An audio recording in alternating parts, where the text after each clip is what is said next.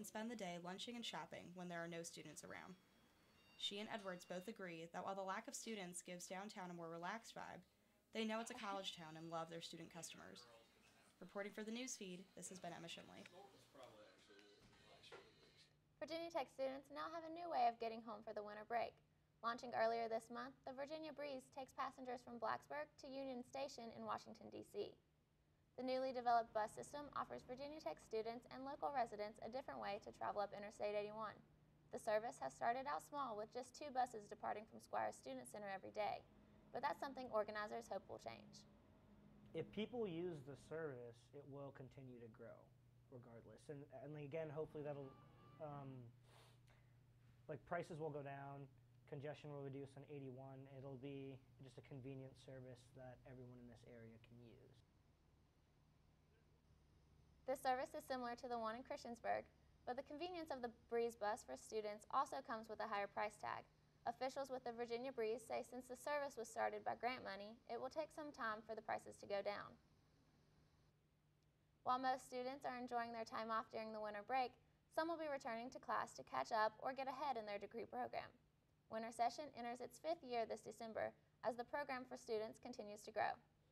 Offered in 4 different forms, Winter Session has seen a steady increase in students and courses since being created in 2013.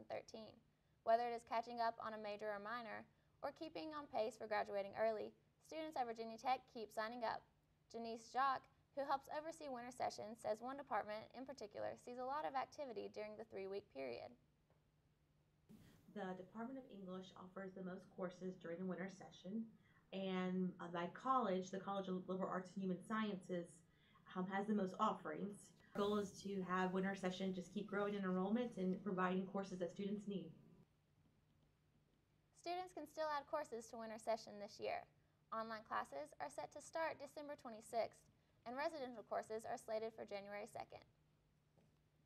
It's that time of year where just about everyone is in the giving spirit. This month, Virginia Tech's Hokie Wellness has begun their annual winter coat drive, giving back to locals and Hokies in need to brave the cold this season. Newsfeed reporter Andrew Matuapuwaka tells us more. As the Christmas season approaches, there are a few services that Virginia Tech has to offer in this time of giving. Although this project just began, Hokie Wellness has come up with what is called the Winter Coat Drive. We didn't get it started until the beginning of December, so we really only have a 2-week collection period that we're doing. So, like I said, anything we get we'll be happy with. The Winter Coat Drive accepts coats in all sizes for employees and their children that are in need. Hokie Wellness strategically designates the drop-off locations in areas that are more popular in hopes of drawing more attention to this cause. Some drop-off locations include McComas Hall, War Memorial, and Squires. We just feel like this is a real promising opportunity to help our employees that are such an important part of this university that may need our help. The Winter Coat Drive was sparked by Hokie Wellness in the spirit of Virginia Tech's motto, "Ut Prosim, that I may serve." Epperly already has ways she intends to distribute the coats to those in need. We've secured a private conference room so that if someone is in need of a coat that they can come and select one in a private manner. A-Good already has plans to improve next year's coat drive in order to maximize the cause and help as many people as possible in years to come. But if we can start it earlier, maybe before Thanksgiving, we hope we can get more. This has been Andrew Matuapuwaka reporting. The holiday season is in full swing all around Virginia Tech, even in the only hotel on the campus. For the past 3 years, a group of men have visited the halls of the Virginia Tech Inn with their profound voices, singing Christmas carols. The group is called the Blacksburg Master Chorale Ad Hoctet. The group is founded by Julian Cooper. And when I was in England, I was in a male voice choir, and I just love that kind of music. So I decided to try and form one here. So most of us are from the Master Chorale, but some of them are not, and we just sing for sort of charities and try and raise money for the chorale and things like that. On any given night, the group had anywhere between 6 to 12 members performing, featuring a total of 40 songs. The group recently wrapped up their performances at the Inn. Stay with us, there's more ahead on this special edition of the Newsfeed. We'll tell you why fishing is a year-round sport enjoyed by some, even in frigid cold temperatures. And everyone has a story. Coming up, a look behind camera to see how a Virginia Tech group captures the lives and experiences of some special Hokies. Give me a hand with that. Oh, thank you. Did you see anyone's broccoli? You moved this? Thanks for helping us. No problem. Is this your bear? You're welcome.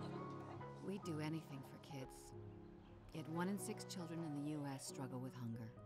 Help end childhood hunger near you. Learn how at feedingamerica.org. Welcome back to this extended edition of the Newsfeed. I'm Maddie McVeigh. And I'm Drake Etheridge. The most popular time of the year to fish is typically during the spring and summer, but some anglers pursue fishing during the winter months. Fishing in frigid temperatures is not always promising, but some environments allow anglers to experience success on the water during cold weather seasons. The best fishing team at Virginia Tech is one of many teams across the nation that fish in frigid temperatures. Collegiate series tournaments are active throughout the year. Tyler Dixon says bass fishing in the winter has potential for success. It can be a struggle. In the past, we've gone to warm water discharge lakes, and so it kind of gets us away from the wintertime fishing. It's more of, it's like fishing in the spring, so it can be a little bit more exciting, catch more fish, and just a little bit more fun fishing in general. A warm water discharge lake generally has a power plant that is built on the lake, which discharges water from it.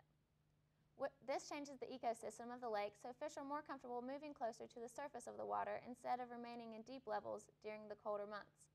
This allows anglers to experience a higher success rate at catching fish. One sport that's fun in the cold is hockey. The Virginia Tech club hockey team season is well underway after beginning training camp in September. The team has made a name for itself in the Atlantic Coast Conference Hockey League, which they rejoined this year after an 8-year hiatus. Newsfeed reporter Josh Rodman has more in this story. The Virginia Tech club hockey team has garnered attention in recent months. After a 1-3 start to the season, they've won 12 of their last 14 games to improve to 13-5 on the year. Here we clinched a spot in the ACC playoffs, which is huge. I think, depending on how we do against JMU and UVA in the upcoming up weeks, I think if we beat them, we clinch first in the ACC, which would be great. As a club sport, Virginia Tech club hockey players are faced with a unique set of challenges uncommon to university sports teams. Players pay roughly $1,800 out of pocket to help offset costs of the team. The team must also travel an hour-and-a-half round trip to the Berglund Center in Roanoke twice a week for practice. When ice isn't available in Roanoke, the team travels to Liberty University, a 90-minute drive one way from Blacksburg to Lynchburg. There's hopes of getting a new rink, and with the new rink, hopefully we could have more focus on just us, because right now we share a rink with Roanoke Red Yard Dogs. So that would be very nice. Senior captain Patrick McKiernan is skeptical of talks of the club transitioning to a university-recognized sport in the near future, but acknowledges the possibility down the line.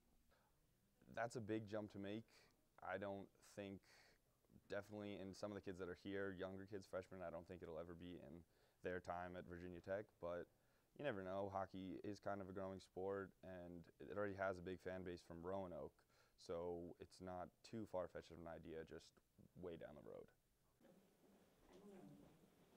News: bowl season is an exciting time for the college football teams, but especially for the Virginia Tech Hokies as they head to bright and sunny Orlando, Florida to take on the Oklahoma State Cowboys.